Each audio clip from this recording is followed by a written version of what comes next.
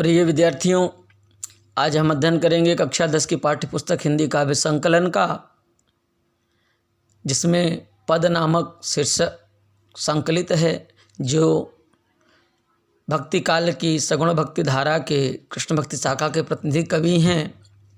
तो आइए देखते हैं कि सूरदास जी क्या लिखते हैं। मैया हों नच रही हों गाई, सिगरे ग्वाल घिरावत मोसो मेरे पाई पिराई। जौन पत्याही पूछ बलदाऊही, अपनी सौह दिवाई। यह सुनी माई यशोदा ग्वालिनी, गारी दे तिरसाई। मैं पठवत अपने लरिका कौं, आवे मन बहराई। सूर श्याम मेरो अति बालक, मारत ताही रिगाई। मैया हो नच रही हो गाई।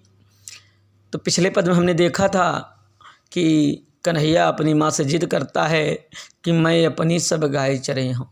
कन्हैया पिछले पद में कह रहा था कि मैं अपनी सारी गायों को चराने जाऊँगा। तो माता यशोदा उसकी जिद को सुन करके हाँ कर देती हैं, उसे भेज देती हैं। लेकिन ऐसा क्या हुआ कि कन्हैया अब कह रहा है कि मैया हो नच रही हूँ गाय। आइए देखते हैं। तो कन्हैया कहता है कि हे मैया, कि अब मैं गाय चराने नहीं जाऊँगा। मैया, अब मैं गाय चराने नहीं जाऊँगा। सिगरे ग्वाल घिरावत मोसो मेरे पाई पिराई। ये सारे जो ग्वाल हैं, सिगरे माने संपूर्ण, ये सारे ग्वाल घिरावत मुझसे हकवाते हैं, मुझसे मोसो मुझसे। सिगरे ग्वाल घिरावत मोसो, ये सारे जो ग्वाल बाल हैं मुझसे अपनी गायों को हकवाते हैं। मेरे पाई पिराई, पाई मैंने पैर, पिराई में दर्द करता है, जिसके कारण मेरा पैर दर्द करने लगता है।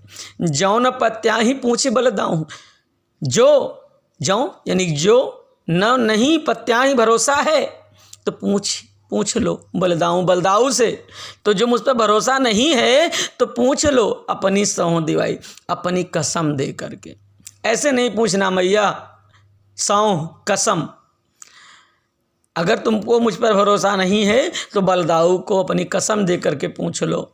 यह सुनी माई यशोदा ग्वालिन, गारी दे तिरसाई। जब इतना सुनती है माता यशोदा कि कन्हैया कहता कि मैया मैं गाय चराने नहीं जाऊंगा, ये सारे ग्वाल बाल मुझसे अपनी गायों को हकवाते हैं, जिसके कारण मेरा पैर दर्द करने लगता है। अगर भरोसा नहीं है मुझ पर तो बलदाऊ को अपनी कसम देकर पूछ लो। जैसे ही माता यशोदा इस चीज़ को सुनती है तो गारी देती रिसाई, वो क्रोधित हो जाती है। रिसाई मतलब क्रोधित। रिसाई माता यशोदा क्रोधित हो जाती हैं और गाली देती हैं। किसको? ग्वालिनों को। जो ग्वाल वाले हैं और ग्वालिनें जाती हैं कन्हैया के साथ में गाय को चराने के लिए, उनको गाली देने लगती हैं। मैं पठवती अपने लरिका को, आवे मन बहराई। मैं अपने पठवती यानी भेजती हूँ अपने लरिका को, अपने बच्चे को। मैं अपने बच्चे को इसलिए भेजता हूँ, आवे मन बहराई, कि वो जाए अपना मन बहलाए आए। घर में बैठे बैठे ऊबता है अकेले, वो जाएगा, बच्चों के साथ खेलेगा, कूदेगा, टहलेगा, घूमेगा, तो उसे आनंद की प्राप्ति होगी, वो खुश होगा, आनंदित होगा। सूर श्याम मेरो अति बालक मारती ताहि। सूरदास जी कहते हैं कि मैया यशोदा कह रही हैं, सूरदास जी लिखते हैं, मैया यशोदा कहते हैं सूर श्याम मेरो अति बालक, मैंने छोटा सा, मेरा छोटा सा लल्ला है, मेरा छोटा सा बेटा है। मारते ताही रिगाई, रिगाई में दौड़ा कर या पैदल चल करके। तो ये जो ग्वालवाल और ग्वालिनें हैं, ये इतना भी नहीं सोचती हैं कि ये जो मेरा छोटा सा बेटा है, इसको मैं मन बहलाने के लिए भेजती हूँ, गाय चराने के लिए, तो इसको दौड़ा दौड़ा कर ये जान लेने पर तुल गई हैं। उसको जान लेने पर उसको तुल गई हैं, इसको मारने पर तुल गई हैं। सारे लोग उससे गाय हकवाते हैं।